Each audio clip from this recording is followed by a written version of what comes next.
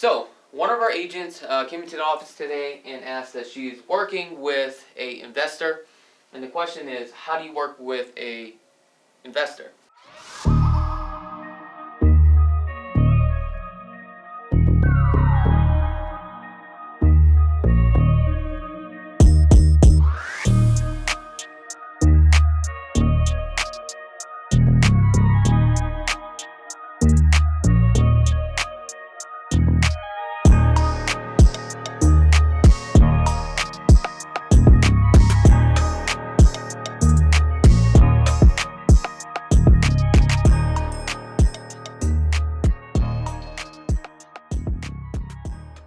So the first thing that we really have to do is identify, is this actually a real investor, right? Mm-hmm. So I'm right here, investor. So there's two categories for an investor, basically. Number one, are they a real investor, real, or fake? The real investors, if you do a great job, what's going to eventually happen? You're going to get all their deals, right? Fake investor is just basically somebody just bought one or two properties. Now they're, hey, I'm an investor.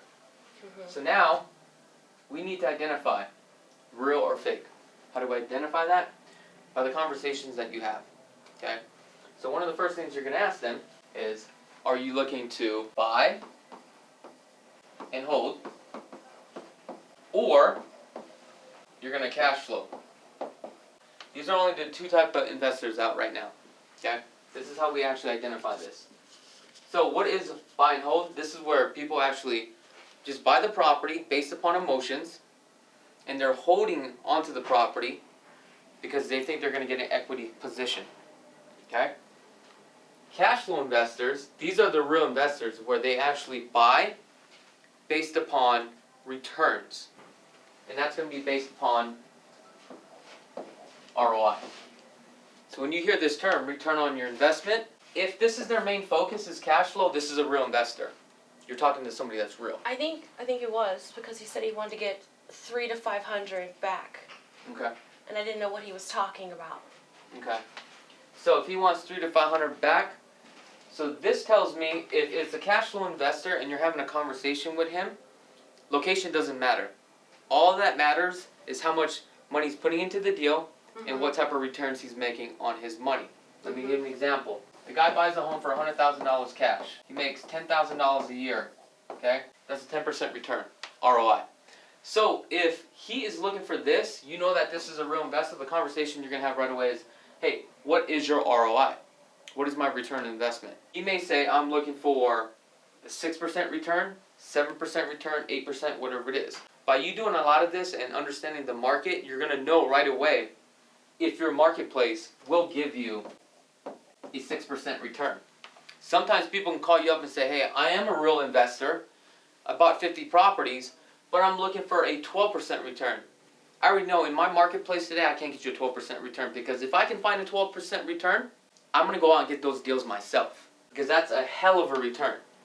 I know in today's market, by just constantly doing this and looking at deals and analyzing deals, right now in Vegas is roughly about 6%. You can get about a 6% return. Let's go to a buy and hold. Buy and hold is more of a fake investor. What I mean by that, this guy like me that has one or two properties, hey, I am an investor, but how do you identify this?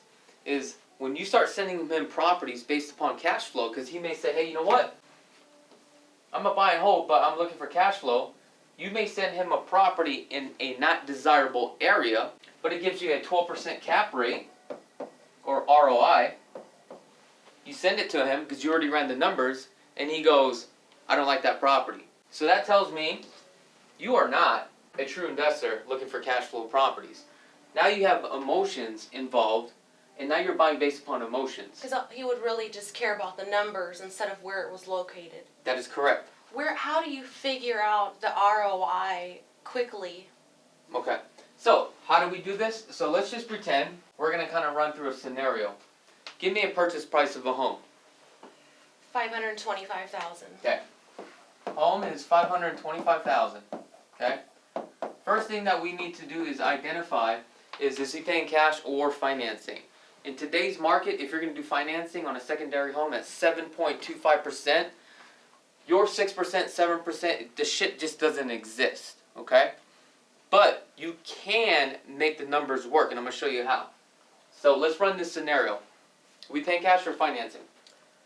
Cash. Okay, so this is going to be a cash deal. So we know that home is at $525,000. So now we need to identify the rent. The average rent across the valley for a single family residence, because at $525,000 you can get a single family residence, because the median price point right now is $430,000 across the board. 3 bedrooms, 2.5 bathrooms, 2-car garage. Average days on the market 42 days. So we just know all this already, right off our get-go, right? Now if you guys want to know all this information, tune in every Wednesday at 4 p.m. Pacific Standard Time, because we break everything down. Anyway, now, what are the normal rents across the board right now? Give you an idea, guys. The rents across the board for a house is roughly $1,900 a month, okay? So now, let's take our calculator, and agents, you guys need to know this, especially working with investors. I personally don't like to work with investors because it takes a lot of time to find these deals, and a lot of these investors will talk to a bunch of real estate agents, and you're spending the time, effort, and the money by trying to go out there to find these deals. That's why I don't work with investors, okay? Keep that in mind. But if you guys want to invest together as far as flip properties, we could do a deal together that way. Other people's money, remember that. So, we know that it's going to produce $1,900 a month, okay? You find a property, you run the comps, and we're just pretending it's $1,900 a month. So you're going to take 1,900 times 12. What is that? That is 22,800. Okay? Now we're going to take this number, divided by this number. Okay? Divided by 525,000 equals 4.3% return. This is just if you rented out the property for... How much was it again? What was the return? 22,800. So basically the home is at $525,000. Your rents are at $1,900 a month. You take 1,900 times 12 because that's 1 year. From there, you're going to take your total of 22,800, divide that by the total purchase price, because that's what he paid cash for. So when it comes to real estate investing, the whole idea of the game is you take your money, you put it into the deal, and how fast your money is returning. So we know that the return on investment, your RI, is 4.3%, but there's more to it. You've got taxes, you've got insurance on the property, so all investors will take this into account. Sewage and all that stuff. HOA. Correct.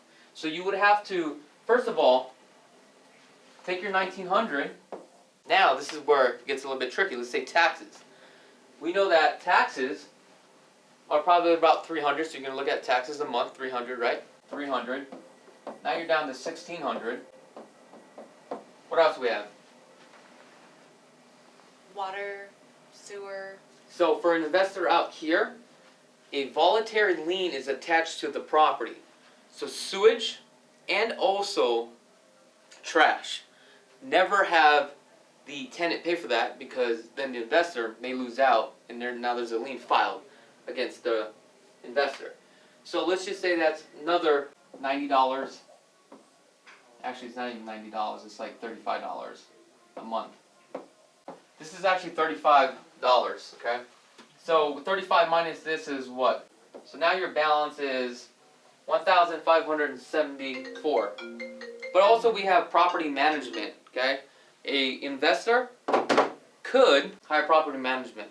Typically I would, so that way I don't have to deal with it, right? And also if you're property managing it yourself, you still got to count 10% of the 19. Because that's how property management gets their cut. 10% of what you make. So that's another $190. And this is for property management. You still with me here? Mm-hmm. Okay. So property management here. You got this? So we're going to subtract this right here. So now you're left with $1,364. Okay?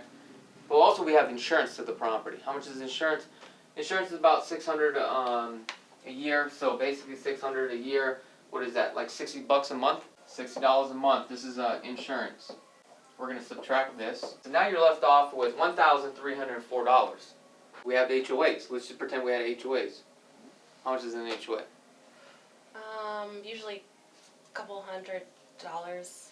Alright, let's just make it simple. Let's say $100. Because my math sucks. Unless if I use a calculator.